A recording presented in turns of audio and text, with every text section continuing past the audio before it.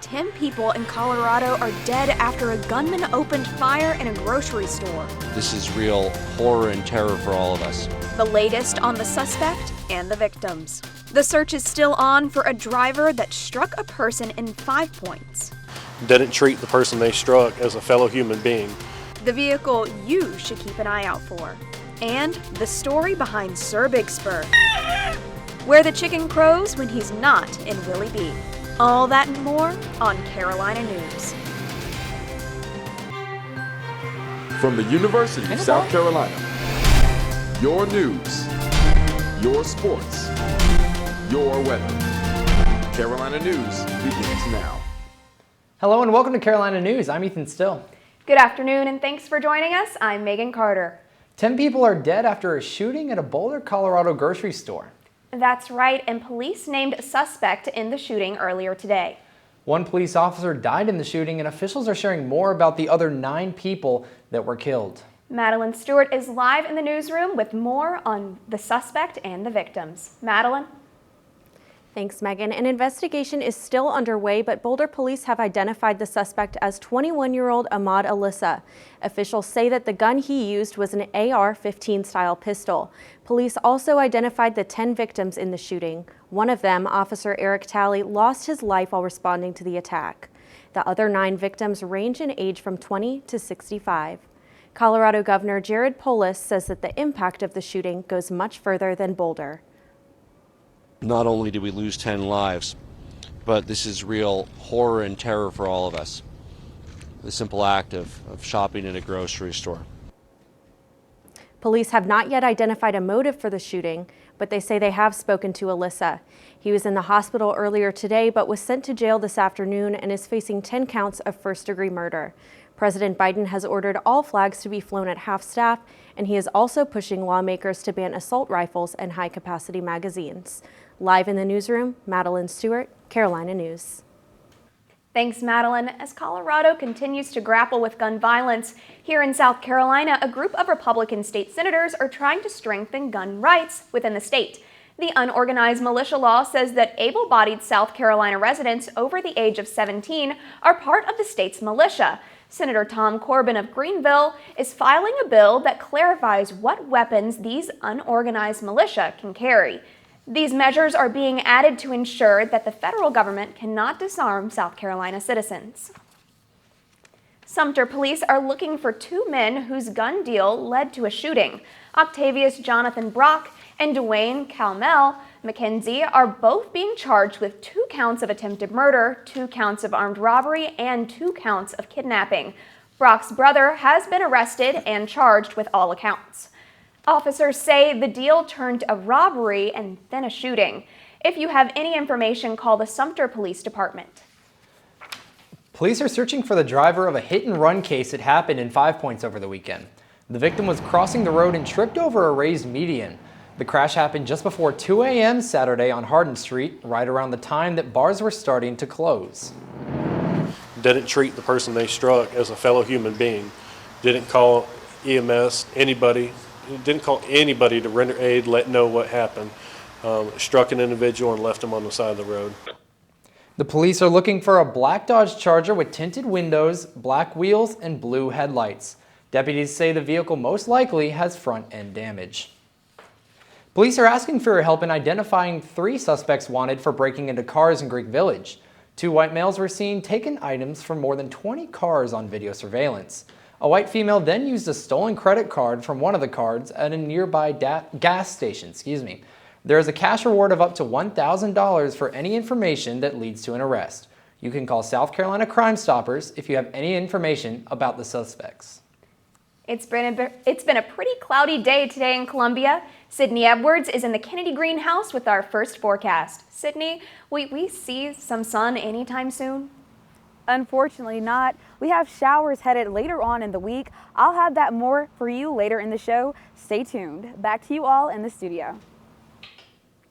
Thanks, Sydney. As over 1 million South Carolinians have been vaccinated, COVID numbers remain low across the state. DHEC announced today there are 494 cases of the coronavirus. 2 new deaths were also reported. The positivity rate is 4.8%. DHEC says almost 600,000 people have been fully vaccinated in South Carolina.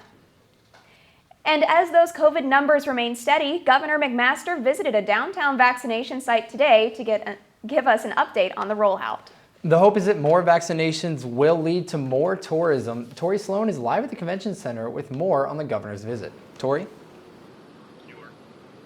Employees in the restaurant and hospitality industries have been getting their COVID vaccines here today. Around 400 doses of the Pfizer vaccine have been given out just at this site today, and with help from volunteers, the hospitality industry is getting some relief.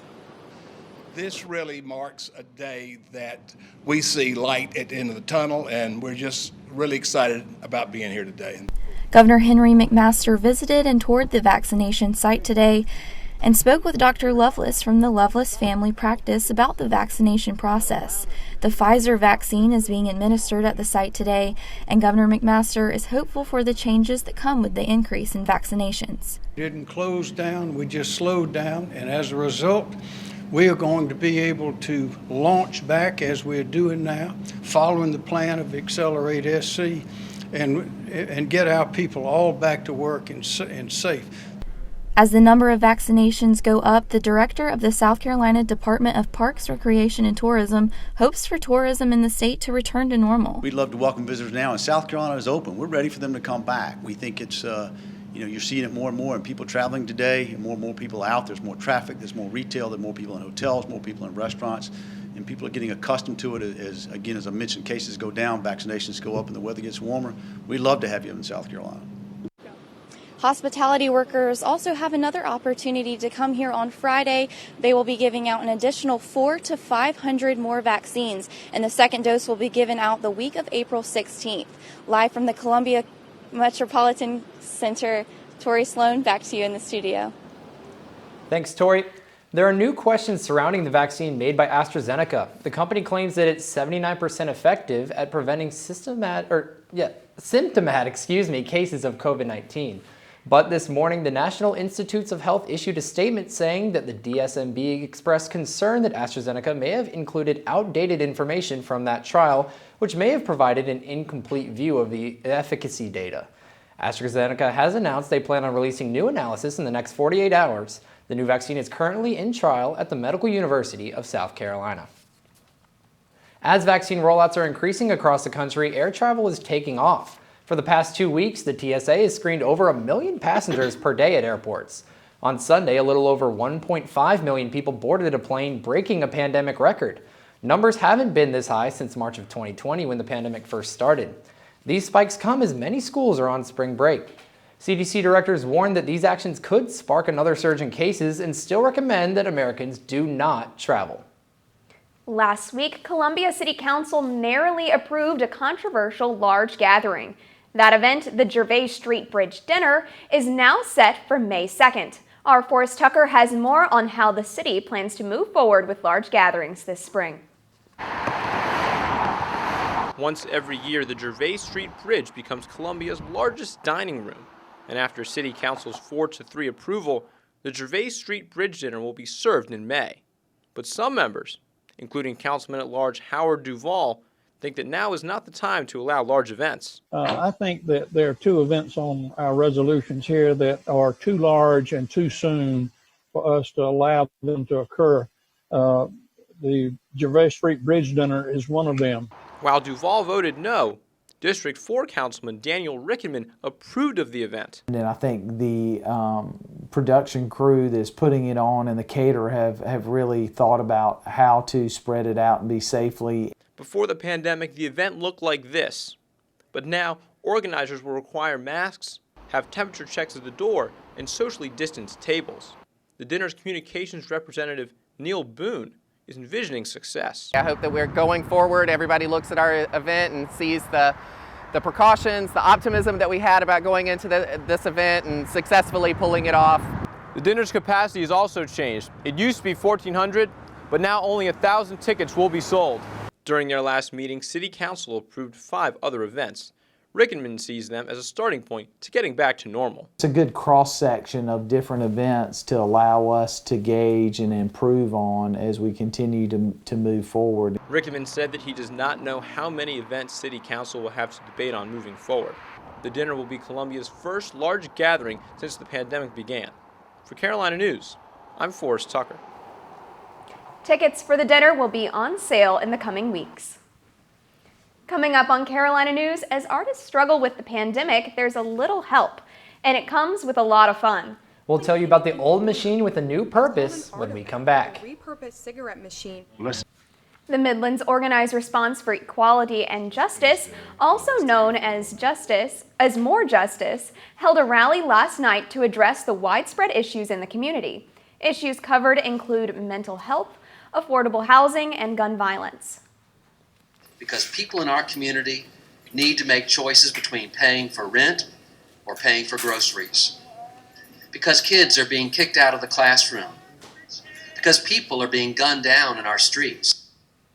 They plan to talk to local leaders to create trust with law enforcement to help with gun violence and mental health crisis, and fund for housing. The Columbia Parks and Recreation Foundation just received $20,000 to provide a new virtual mentoring program for middle and high school kids. The Trust Foundation will provide a grant which will establish programs to boost kids' self-esteem, career readiness, financial literacy, and more. The program will be for 50 kids between the ages of 11 and 17. The art community was hit pretty hard by the COVID-19 pandemic, but an invention that has been around for over 20 years is helping artists all over the world, and there happens to be one here in Columbia. Carolina News reporter Elizabeth East found out exactly how it works. The bar at Transmission Arcade on Main Street is alive, and some people are even playing games. But there's something hidden in the corner. It's called an Artomat, a repurposed cigarette machine that vends art. There are over 100 machines just like it all over the world. Any artist can submit their art to go in the machine, and each piece of art costs $5. The one in Columbia is mobile, and its current home is the arcade. Artomat has done really well here. The first week that we've had it, it completely sold out. A lot of people are very happy, very excited. All you have to do is insert $5, pull the knob, and just like that, you're supporting an artist. Artist Scotty Jones first saw an Artomat machine at the Cosmopolitan Hotel in Las Vegas and decided he wanted to get in on the experience. He has now been doing it for a little over a year. It's been a nice little side hustle during the pandemic. I've gotten some online sales because of it, which is good. He even experienced a full circle moment. Once a quarter, they send you these little cards that tell you where all your work ended up, and how much supply you have left. As you can see, I need to get some there. I'm empty. But my last one had the Cosmopolitan Hotel on it. So the place that I saw my work for the first time had it. So the Artomat might be moving to a different location soon, so come buy some art while you can. For Carolina News, I'm Elizabeth East. To see where the Artomat is going next, you can follow the Instagram account at ColaArtomat. With the weekend set to bring some showers, maybe we should all take a trip to the Artomat. Well, we may just need to stay at home and do some DIY. Sydney, how nasty will the weekend weather get? Afternoon showers aren't supposed to start until on the weekend, until the afternoon. So maybe try it out in the morning and then DIY in the afternoon. I'll have that full forecast for you up next on Carolina News. See on page 4 that. Welcome back to Carolina News. As of now, it is 66 degrees in Columbia. It may not feel that warm because it's cloudy, but the humidity is at 73% and the winds are at 3 miles per hour. As we look at our current temperatures across the state, it is that way as well. It is 66 degrees in the upstate, 64 in Rock Hill, 66, like I said, in Columbia. In Orangeburg is 64, and then along the coast, you were at your mid-60s. As we look at tonight's lows, we can see that the temperatures don't drop that much. 48 degrees in Columbia, 54 in the upstate, and then along the coast, it is in your mid-50s. As we look at tomorrow's highs, we can see that the weather is going to be a bit better than it is today. It's still going to be cloudy, so we may not be able to get that much sun, but it's going to feel great. It's going to be 77 degrees in Columbia, 72 in the upstate, like I said, 73 in Rock Hill, and then along the coast in Myrtle Beach, 70 degrees, and then 72 in Charleston. In Hilton Head, it is going to be 68 degrees. As we look at our 5-day forecast, you can see that, like I said, the weekend is going to be a bit nasty, but that is okay, as today and tomorrow and Thursday and Friday, you're going to experience some cloudiness. On Wednesday, it's going to be 74 degrees. Thursday, it's going to be 83 degrees with a 20% chance of rain. Friday, you do get into those scattered thunderstorms, so make sure you stay safe and you stay dry. It is going to be 82 degrees on Friday, and then on the weekend, it is still going to be in your high 80s, but it's going to be rainy, so you may not feel that much. It's probably going to be really humid, though. Back to you all in the studio. Thanks, Sydney. Sports is next on Carolina News. With the second round of March Madness coming to a close yesterday, Ray Stevens has more on the biggest winners and losers of the tournament so far. Welcome back to Carolina News. It's time for a little bit of sports. The University of South Carolina baseball team is going to be opening a 5-game homestand against the Citadel tonight. Carolina holds a significant series advantage over the Bulldogs heading into tonight's game. The teams last met on March 10th. The Gamecocks won 11-7 in Charleston. Now, the Gamecocks are coming off a series win against number 2 Vanderbilt. We'll look to capitalize on that momentum. First pitch is scheduled for 7 p.m. at Founders Park. Now, the Carolina Hurricanes broke a 3-game losing streak with their shutout win against the Columbus Blue Jackets, 3-0. The Hurricanes dominated from start until finish and outshot the Blue Jackets 28-19. Martin Neitschus scored in his 100th NHL game, and goalie Alex Nedeljkovic made key stops and turned away all 19 shots against him for his second career shutout. This 4-game set will conclude in Columbus on Thursday night. Now, the 2021 NBA trade deadline is this Thursday, and the time has come for teams to decide whether they're going to be buyers or sellers. And playoff contenders may be looking to add some talent to their roster. The Miami Heat and the Philadelphia 76ers are interested in Toronto Raptors point guard Kyle Lowry, whose contract expires at the end of the season. And Victor Oladipo, another high-profile guard, could be on the move just months after joining the Rockets in the massive James Harden trade to the Nets in January. It's going to be interesting to see where the teams stack up on Thursday. Moving from the pros to college, it's certainly March Madness, and there is more fallout from the second day of the second round. How have your brackets been doing? Probably not very well, especially if you banked on the Big Ten. Michigan was able to salvage something for the conference with their win over LSU, but that was about all that kept them in this tournament from being a total loss for the conference. The real stars were the Pac-12, who will be sending 4 teams to the next round. Number 7 seed Oregon knocked off Iowa, number 11 UCLA beat Abilene Christian, and USC pummeled Kansas in an 85-51 victory. And if you could believe it, that loss was the 3rd worst in Kansas history. They're all going to be joining Oregon State, which won its second round game on Sunday. The Sweet 16 begins when the Beavers take on Loyola Chicago on Saturday. And continuing with all the attention on Oregon State, we move on to women's basketball. The Gamecocks will be taking on the Beavers in the second round of the NCAA tournament. South Carolina is 1-1 all-time against Oregon State. Now, this also marks the second time the Gamecocks have played Oregon State in the second round.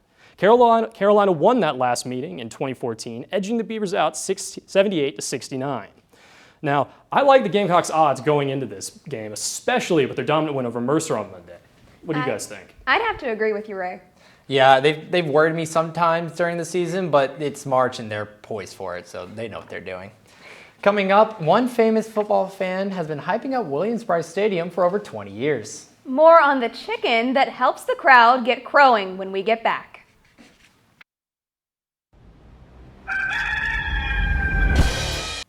Finally tonight on Carolina News, I got to meet one of the Gamecock sports legends over the weekend. But he's not one of the players on the field. I met the Sir Big Spur and found out what it takes to hold that title. For more than 20 years, Sir Big Spur has been a part of the University of South Carolina's sporting events. From football to basketball, this fighting gamecock can be seen all over the University of South Carolina campus. But where does a bird like that live?